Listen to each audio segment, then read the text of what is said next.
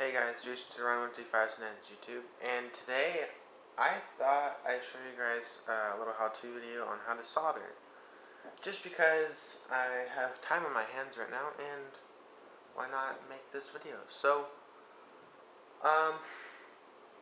the basic things you're gonna need to do or to solder with is, first off, you need one of these guys. You need either use a soldering iron or a soldering gun. In this case, it's a soldering iron. Second of all, you need solder. This is rosin core lead bearing solder. You can pick up solder anywhere, like a hardware store or whatever, for like $2 or $3. I get my solder at Ace Hardware, and I get the a little more expensive stuff. I get the one has flux in it. It's like $5, but it's super cheap. And of course, I don't know, a lot of people don't have stands. I actually have my own stand right here. And yeah, but if you're gonna have a soldering iron, you might as well have one of these things too. One of these cloths here. So once you are done soldering, you can wipe off your iron and make sure no solder gets on there. Otherwise, the solder will erode the tip of the iron, which is in this case, this tip's very clean. That's what she said. Anyway, so I'm going to show you guys how to solder Dean's connectors today. It's really simple, really easy. I'm going to grab myself a C-clamp, and I will be right back. Okay, so the soldering iron is warming up. The soldering iron is warming up right now. I can't really speak today. And as I warm it up, I'm going to take my Dean's connector here. It's not really a Dean's connector. It is a TX connector by Hobby King. And for some reason, my camera will not focus. There we go.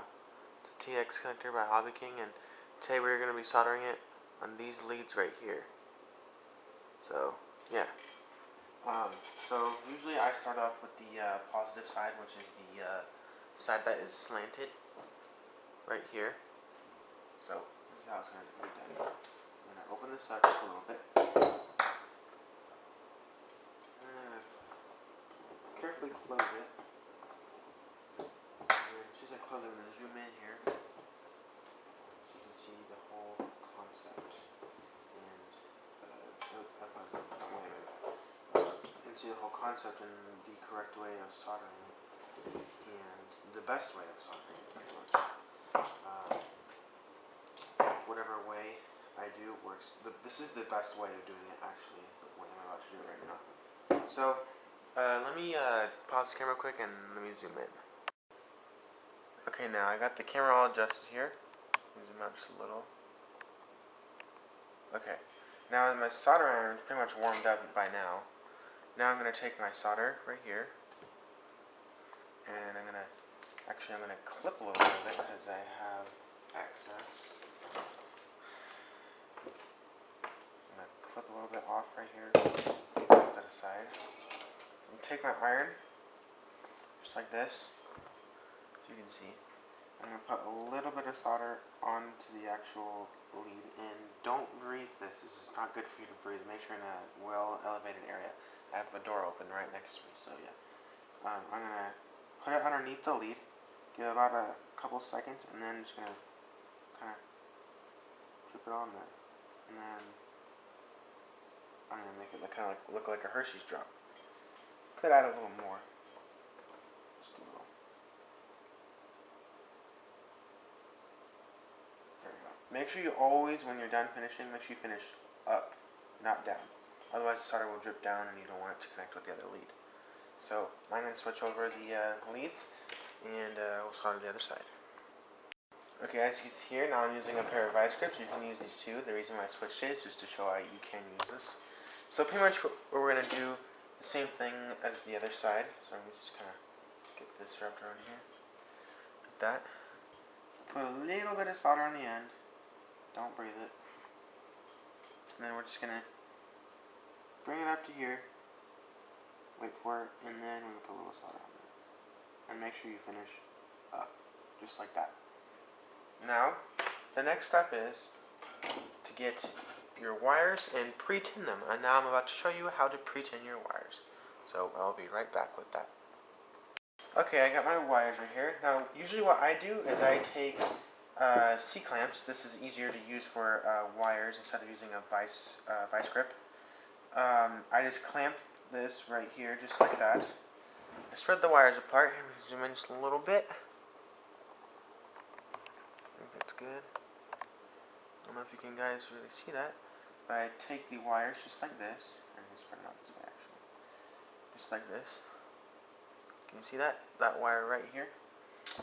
It's pretty much the same concept of doing it to the actual connector, but this time you're doing it with a wire, and it's a little different. You have to be a little more careful. So what you're going to do is you're going to, like usual, put a little bit of solder on the end of your iron or gun. You're going to take the solder, and actually make it from this way, and you're going to gently put it onto the wire. Try not to melt the insulation, and it should, there we go, a little bit of solder onto the actual wire, and make sure the solder doesn't fling at you. So that's how you do that wire. And now I'm going to do the other wire. Turn this switch a little bit. You guys see that? Bring it down over here. There we go. Just a little more. There we go. Take the wire, bring it over here just a little bit. Okay. There we go. So my camera's focusing not that well right now. Just put a little bit on. You don't need a whole bunch. Alright, there we go. So that's how you pre-tin wires, and now I'm going to show you guys how to put the actual wire onto the lead itself. So I'm going to put this back in my vice grips, and I'll be right back. Okay, now I have the connector back in the vice, or the vice grips. That's what they're called. And now I'm going to take the red lead, which is the positive lead, right here, and I'm going to put it to the positive side of the connector. So, pretty much it's the same concept. You're just easily putting it on there. Just turn it this way a little bit, as you get a better view. And I'm going to take this and put a little bit of pressure, and just let go and let it dry. And literally that's how easy it is. And so it's super easy to do. Just make sure you don't put too much pressure, otherwise you'll spread the solder outward, which won't be good. You won't get a solid connection. And I need to zoom in just a little bit, and that's good. And so now I'm going to do the other side, and so you can see where the other side is. So here I come right back. Same thing again. Go like this. Little bit of pressure, and then let go. Let it dry, and then it should be good to go. Make sure you give it a little bit of time to dry off, or cool down, I'd say. And then there you go, guys. That is how you solder something onto a connector. And that's pretty much the whole way of doing it, and the best way of doing it. So, if you guys like this video, please give me a thumbs up, and subscribe and leave a comment. Alright guys, take it easy. I hope this helped out. Peace.